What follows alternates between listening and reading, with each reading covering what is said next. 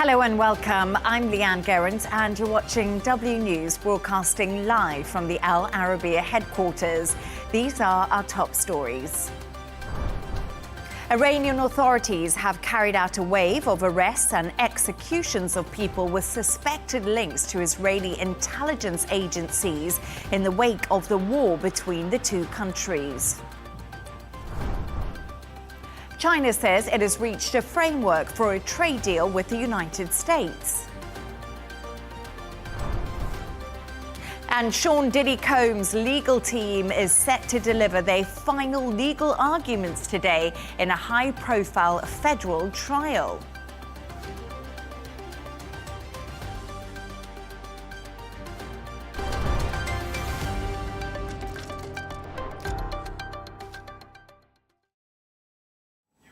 Now to our top story. Iranian authorities have carried out a wave of arrests and executions of people with suspected links to Israeli intelligence agencies after the recent war between the two countries.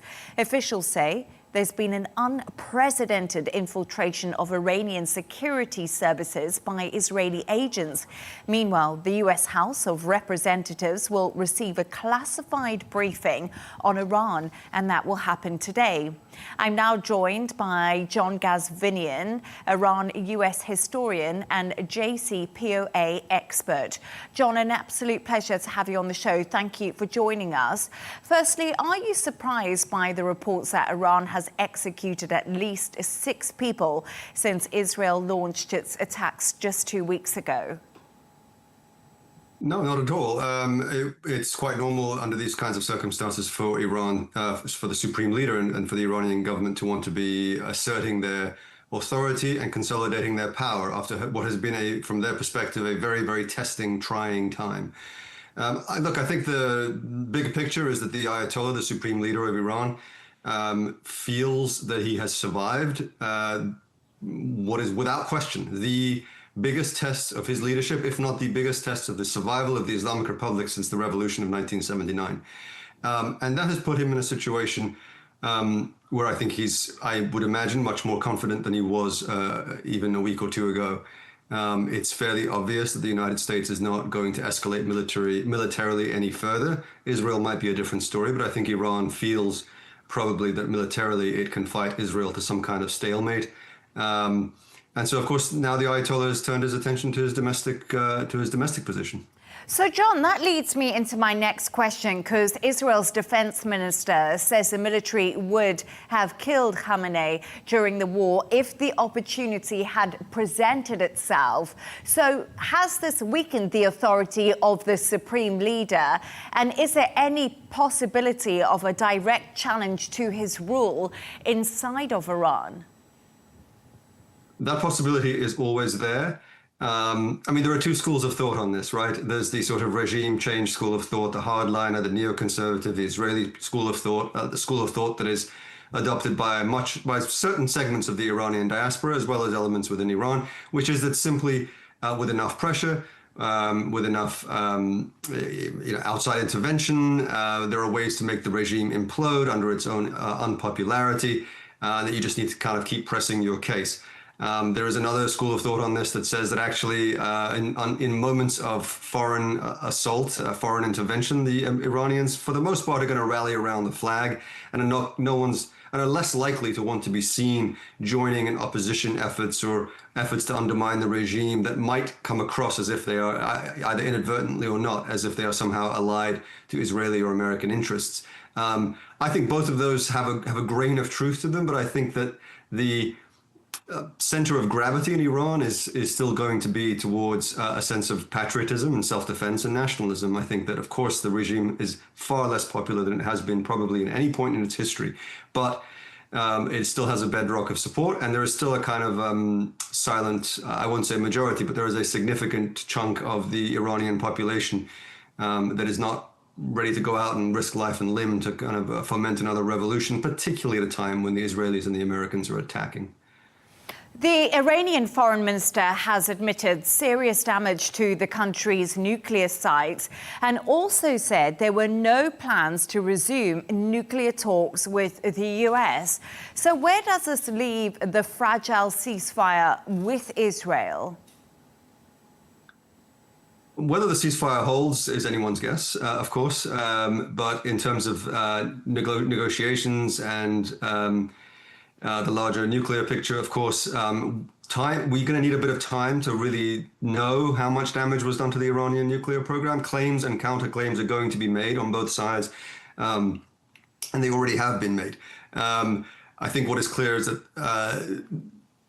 quite predictably, this has not been an absolute elimination of Iran's nuclear program. There is no way you can eliminate Iran's nuclear program completely only with military force, even with the United States and its bunker busters and so on. It requires either regime change or a decision on the part of the Iranian leadership to go in a different direction. And as far as negotiations, of course, under these particular current circumstances, the Iranians are going to not want to be seen to be capitulating. That doesn't mean that they're not going to be open to negotiations, but of course it means you're going to see statements like that. And when President Trump actually first took office, he abandoned the Iran nuclear deal agreed by the Obama administration.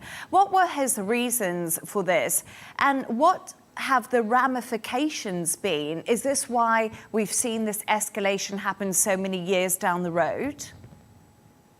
In large part, yes. I mean, his reasoning, I think, was that he could do a better deal than Obama, that the idea of the JCPOA was not popular with his support base, but more importantly, with the Republican Party establishment in Washington. Donald Trump is in a much stronger position vis-a-vis the Republican Party today than he was in his first term. And it's obvious that his own instincts are rising to the surface. And it's obvious that his own instincts are actually not warmongering or getting involved in another forever war in the Middle East, but actually a transactional deal-making kind of approach to Iran. But I think he still feels that he can do better than the deal that was done by Obama. And in fact, it's entirely possible that there will be things have changed so much that it's entirely possible that there could be a strong, durable deal of some kind between the two countries, but not anytime soon. What Donald Trump's reasoning was in his first term was pull out of the deal, maximum pressure, try to implode the regime from within, or just weaken it enough that it would somehow capitulate to American terms. That didn't really work. There's a part of him that's still taking that approach, but there's another part of him that clearly would like a fresh start with Iran. And in a way, those two parts also reflect the divisions within his support base, right? Between kind of traditional Republican Party hawks, pro-Israel elements, neoconservatives, etc., and a lot of the MAGA base that actually is very non-interventionist and isolationist in America first. Yeah, absolutely. That's been a big conversation, the split in the MAGA base, John. But John, we also actually heard from Israel's defense minister again, and he's asked the military to maintain air superiority over Iran as he prepares a plan following the 12-day conflict. Does this suggest that Israel actually doesn't want a ceasefire? They want to finish what they started in many respects. I have no special insight into the reasoning or the thinking of the Israeli defense establishment, but one would assume that we have not seen the last of this. I am sure that the Israelis have a long history.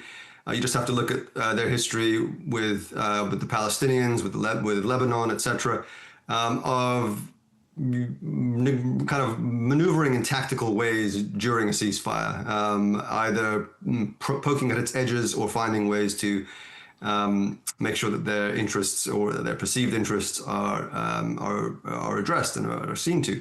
So I would not be surprised if there is a second act, if not a third or a fourth act in this conflict. And just quickly before I let you go, John, do you think Iran will retaliate? I think Iran has finished retaliating against the United States, probably, at least for now. And probably it's not in Iran's interest to want to provoke an end to the ceasefire with Israel. However, I think the bigger danger is what is Iran going to do now in terms of its nuclear program? For more than 20 years now, the calculation for the supreme leader and the Iranian establishment has been that they're better off staying within the NPT, within the Nuclear Non-Proliferation Treaty and the international rule of law as much as they can, or at least being perceived to be doing so. and working that way. But I think there is a real moment now where Iran might reconsider and decide to pull out of the NPT and race for a nuclear bomb. John Ghazvinian, a pleasure to have you on and to have your insights. Thank you. Thank you. We can now speak to former Trump state campaign chair, Rob Arlett. Rob, a pleasure to have you on. So I was just speaking a little bit earlier to John regarding the situation we've seen between Israel and Iran. What is your reaction to what he said, especially about the nuclear program, saying it's almost impossible without time to know if the US had obliterated Iran's nuclear program? Well, thank you for the opportunity to be with you and your audience. And I believe that my counterpart was very spot on with many of these questions and answers. And I would say we have seen video, obviously. We've seen the press conferences, of course, from President Trump and Secretary Hegseth. But you're right. Time will tell to what degree has it been completely obliterated or not. I think the physical hardness of the apparatus, if you would, there at Fordo and the other two locations appears to be pretty relevant in reference to it being demolished. But look, they still have plans, they still have information, they still have knowledge. At the end of the day, do they have a desire to focus only on civilian purposes, or do they want to continue their efforts for a nuclear weapon?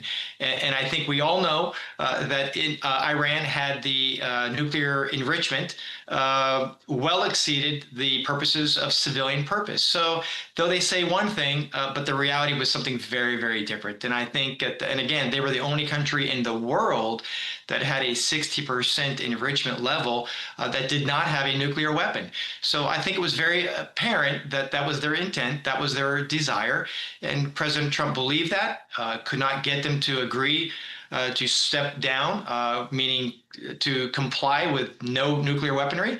So he felt no other way to handle the situation other than, well, launching the 30,000 pound bunker bombs. And so I think in President Trump's desire, that really was not what he wanted, but I think he felt he had no other choice to do so. And it's really interesting, you just said there to me, Rob, it probably wasn't what President Donald Trump wanted, but he almost didn't have a choice after Netanyahu fired the first missiles to decapitate Iran's military and then to infiltrate its nuclear systems. It was like Donald Trump was almost, in some ways, forced into it by Netanyahu. But how has that split his base?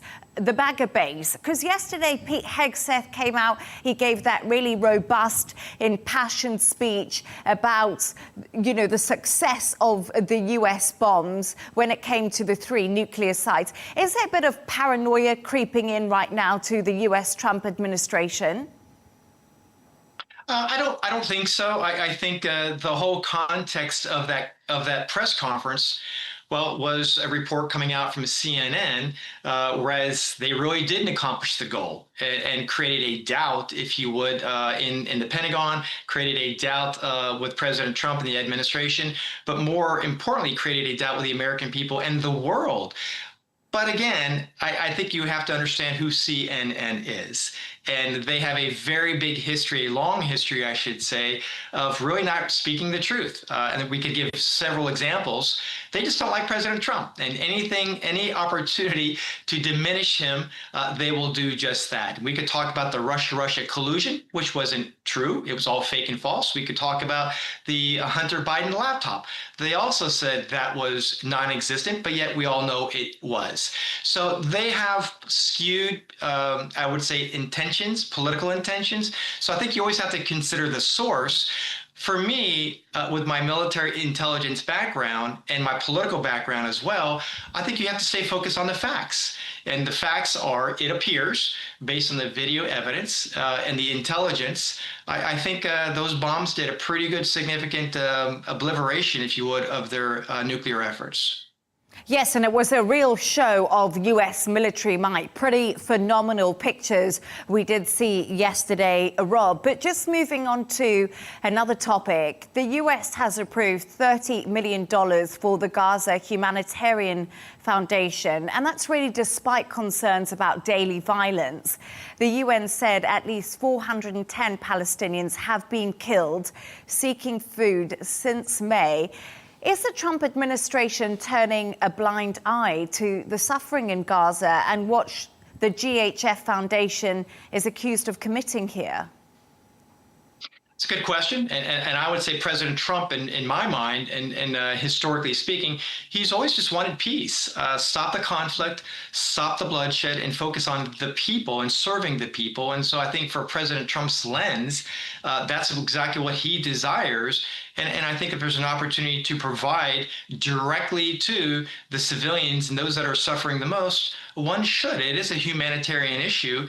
And I think political differences aside, I think it's all about the people. And I think President Trump has been very consistent in that message, as he was, in this first term.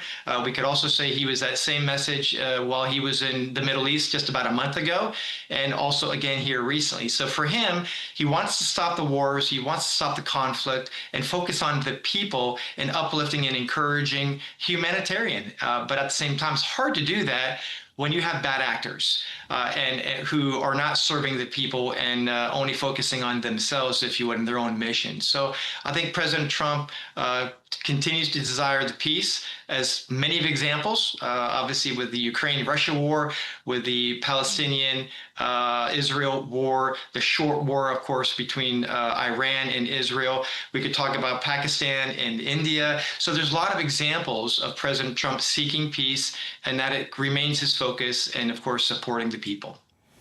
And Rob, we just heard from President Donald Trump, absolutely huge win for him today following the Supreme Court ruling. Why is this such a significant moment?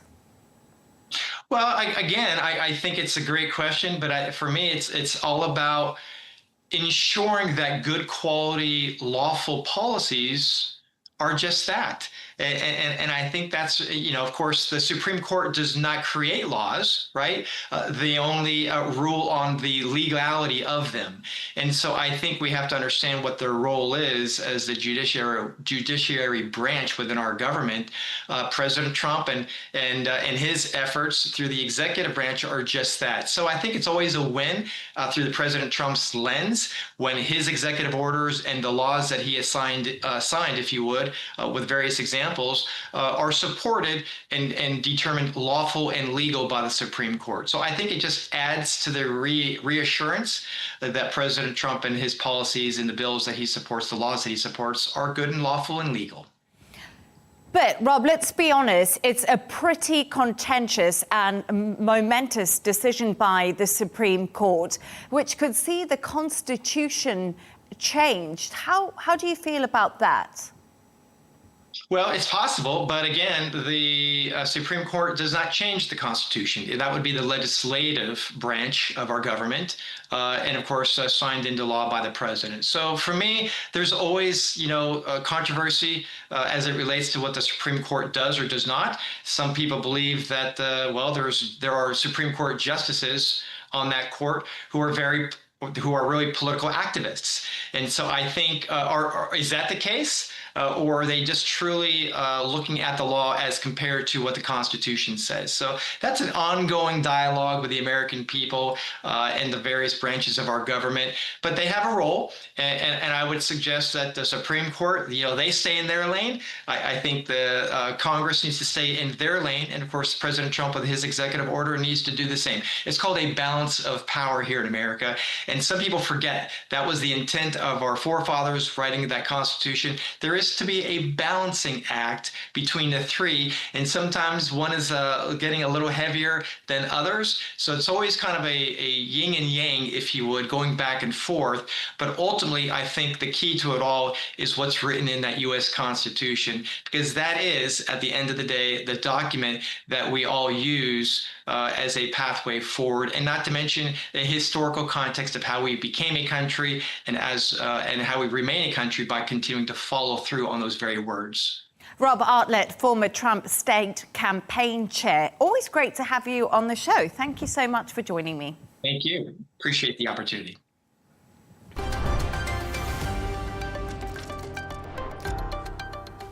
Now, China has confirmed details of a trade framework with the US that includes an agreement for Beijing to speed up exports of rare earth minerals and for Washington to lift recently imposed export controls on China.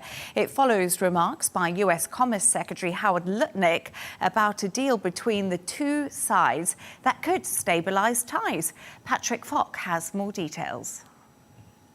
Well, a statement released by China's Ministry of Commerce said that China would review and approve export applications for items subject to export controls, while the US will cancel a range of existing restrictive measures against Beijing.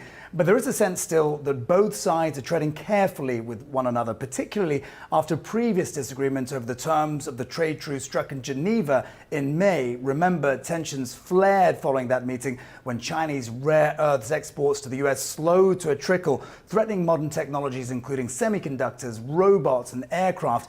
The US then hit back by imposing curbs on US exports of ethane, jet engines and chip software to China.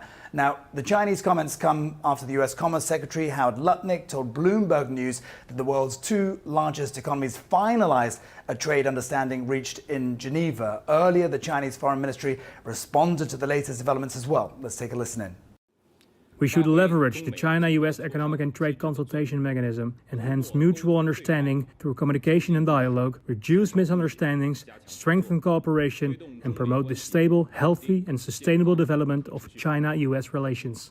Now, the deal made in Geneva was signed 2 days ago, and it codifies the terms laid out in talks between the two sides. It's not clear why it took 2 days for any details to be released, and the scarcity of information left a lot of people wondering whether Beijing would agree to resume exports of rare earth magnets. Some experts have also pointed out that there's still uncertainty about which rare export curbs will be relaxed besides magnets. The development, though, comes just days after China said it had strengthened controls on two chemicals used to make fentanyl. This was seen as an olive branch from Beijing, but you know, this is just one piece of a complex dispute between the two sides, and we don't know if the lifting of export controls by the US and China will smooth the way to wider trade talks on some of the bigger issues that have been frustrating the Trump administration, including getting China to address the trade imbalance between the two countries and giving more American companies access to China's economy. For more reaction to this and the latest on the rest of today's business news, we're joined by economist Laurie Laird. Laurie, a pleasure to have you on. Let's kick off with how markets are reacting on this US-China trade hopes. The dollar is still on the back foot, however. The dollar's on the back foot, but my word, the equity markets are roaring away. I mean, it looks like people are saying trade war. What trade war? Absolutely remarkable. We've got the S&P 500, which is the broadest U.S. stock index, at a record intraday high today. We're up 23% since April, since that low we hit just after Liberation Day. The NASDAQ Composite, which is quite made up of tech stocks, also at an intraday record high. Absolutely remarkable. Now, I'm not hearing, when I talk to my trader contacts, I'm not hearing people talk so much about that U.S.-China trade deal, excuse me. And part of the reason is what your correspondent said. It feels very, very light on detail. But I think there's a relief that Trump, we seem to have found a choke point for Trump. He can find an off-ramp when it looks like his trade policies or some of his other policies may not be long-term in the best interest of the American economy. And I think that taco label, Trump always chickens out, is something that the markets are beginning to take as a bit of an article of faith. What I am hearing people talk about today, though, is almost it's a tariff on capital flows. Now, part of that big, beautiful bill was something that didn't get a lot of press. It's called Section 899. And what it was America taking the opportunity or taking the liberty of taxing foreign companies when they take any investment income offshore, which is a weird way to try and get foreign companies to set up in the U.S. Now, Scott Bessent, the U.S. Treasury Secretary, put on X yesterday that he would like that section removed from the big, beautiful bill. And that was really encourage investors. After all, if that remains in the big, beautiful bill, if that passes the Senate, taxing foreigners on investing in the U.S. doesn't seem a great way of attracting their capital. So a lot of relief that may leave this economic legislation. I always find it fascinating how X can sometimes dictate the market moves that we see. It's amazing. I'm still not used to that. I'm actually used to people standing up and making statements. I mean, that just shows my age, doesn't it? But completely. And maybe mine too, because every time when I think of wow, X dictating the markets, and we see the S&P 500 and the Nasdaq skyrocketing, Donald Trump must be happy about that, however. But let's chat a little bit about China's economy. It's facing pressure from US tariffs and persistent deflationary pressure at home as Beijing is trying to soften the economic damage. Was it really important to reach a quick deal with the US and de-escalate the trade war to kind of support themselves? It's a really good question, and I think it goes to this question that we've all been trying to sort of weigh up. Who hurts more in a big trade war?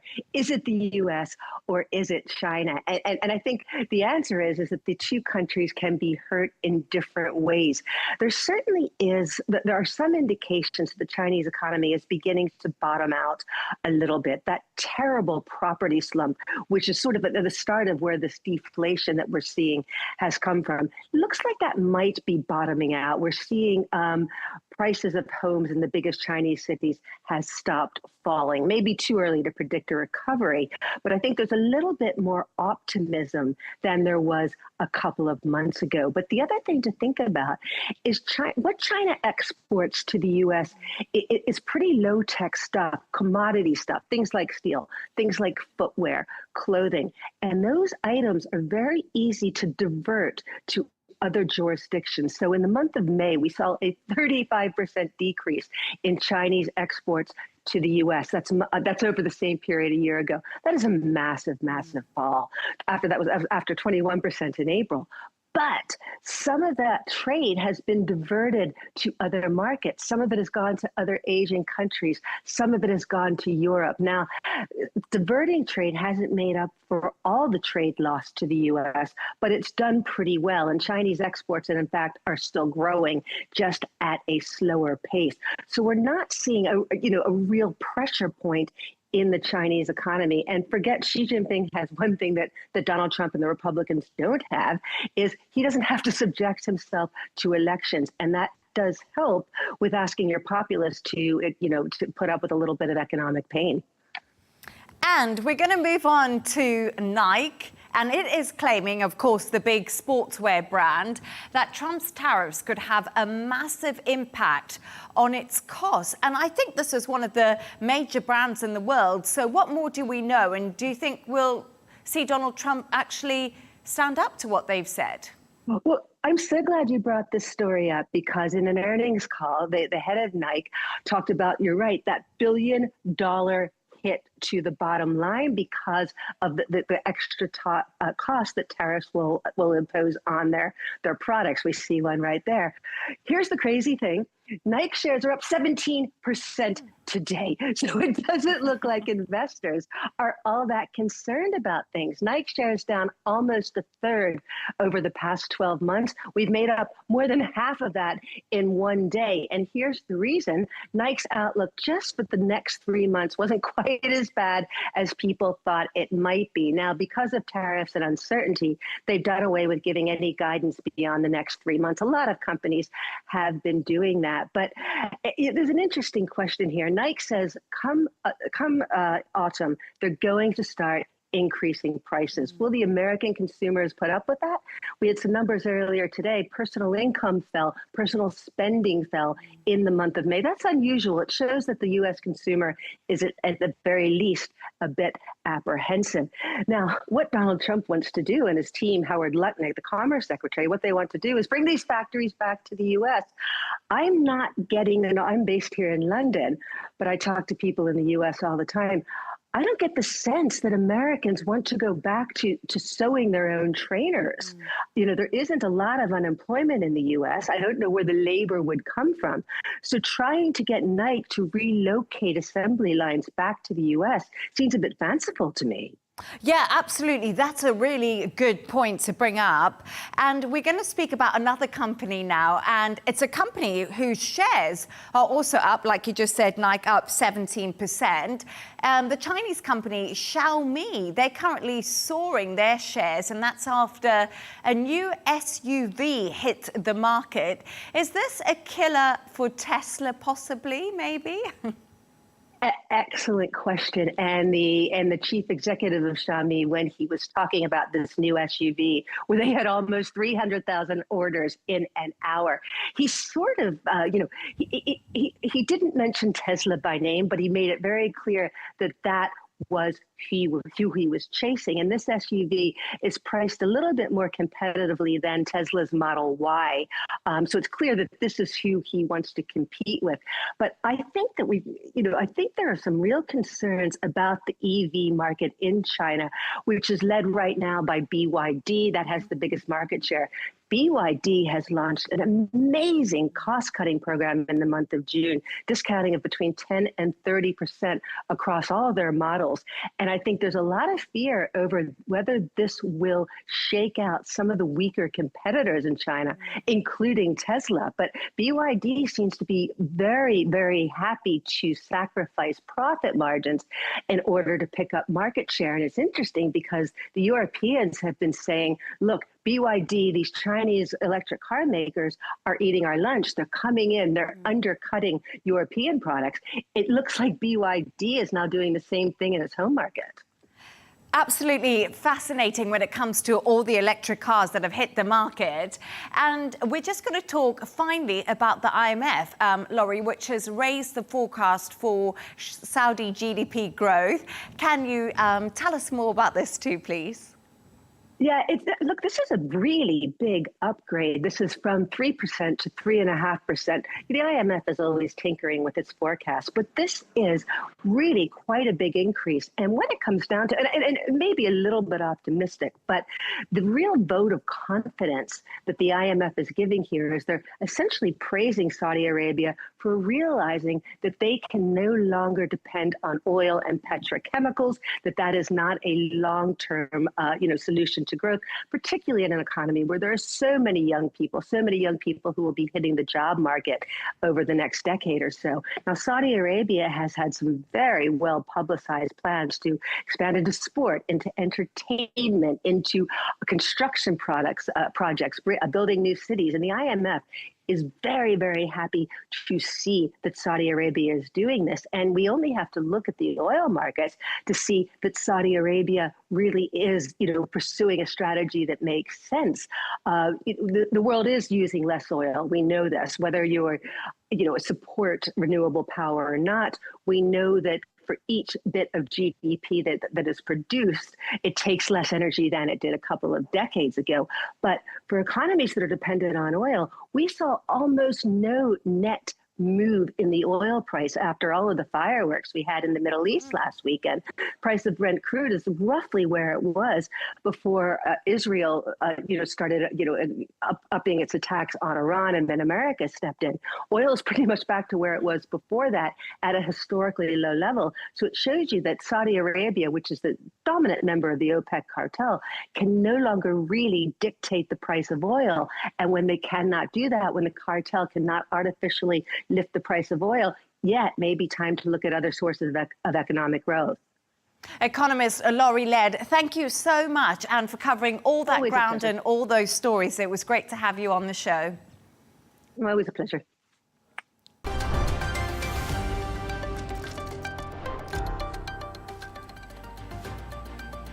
Let's take a look at some of the other stories making the headlines today.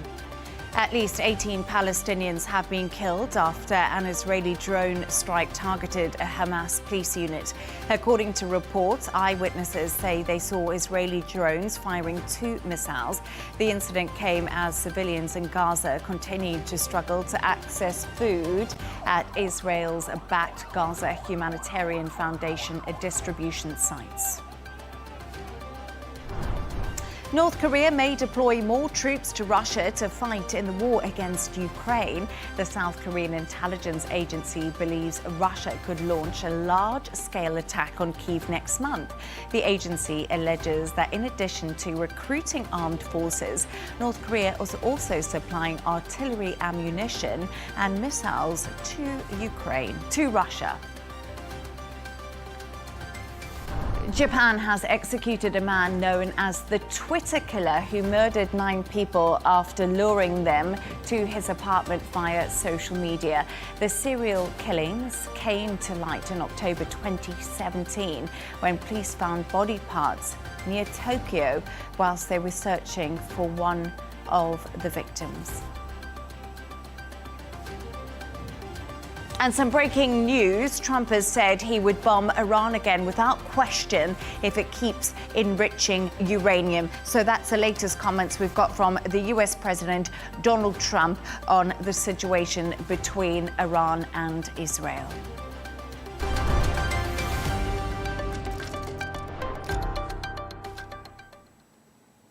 Now, Sean Diddy Combs' legal team is set to deliver their final legal arguments today in the high-profile federal trial. On Thursday, prosecutors portrayed Combs as the head of a powerful criminal network where he trafficked women through manipulation and coercion, a claim Combs denies. The defense, which chose not to call any witnesses, is expected to argue the relationships were consensual.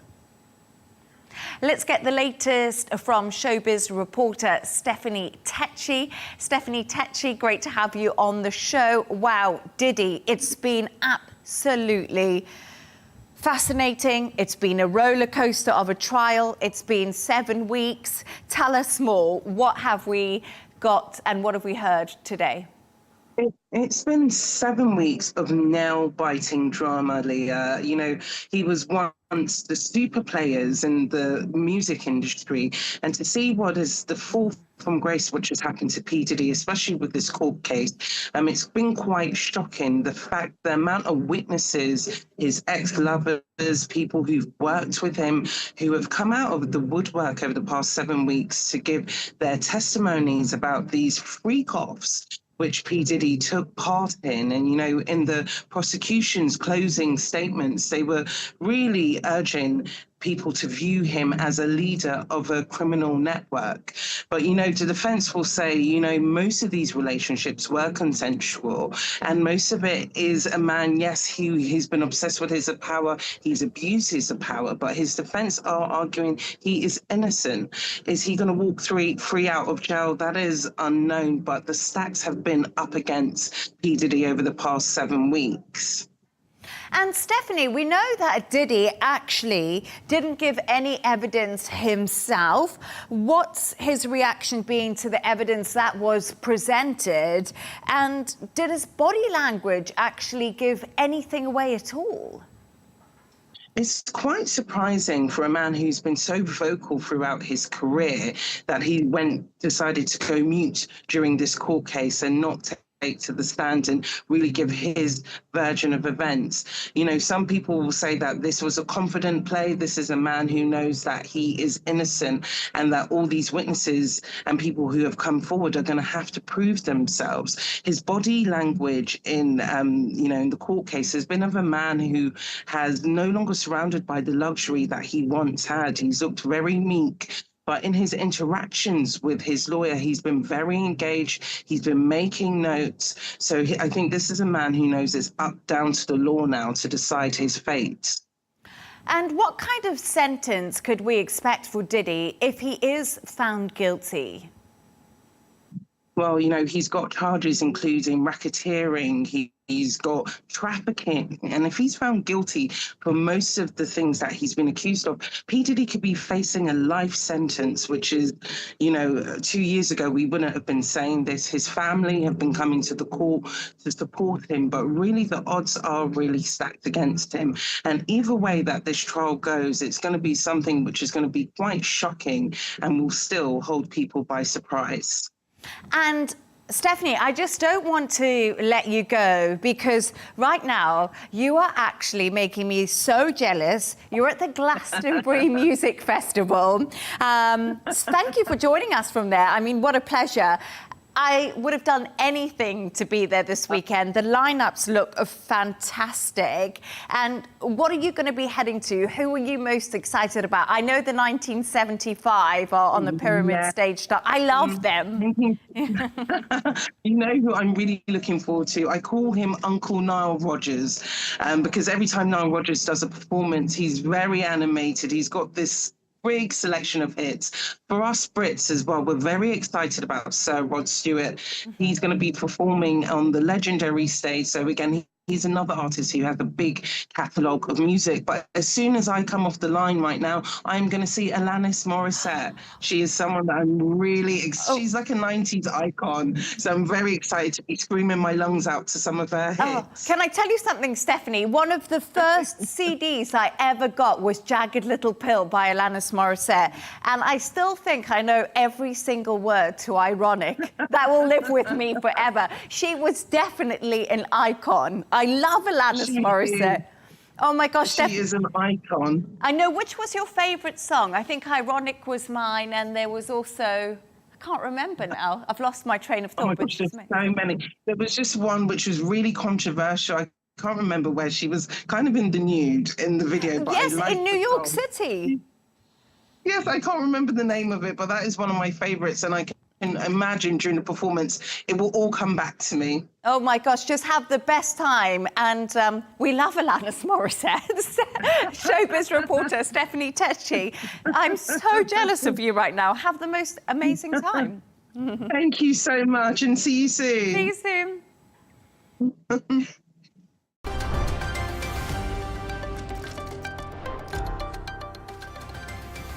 A reminder of our top stories.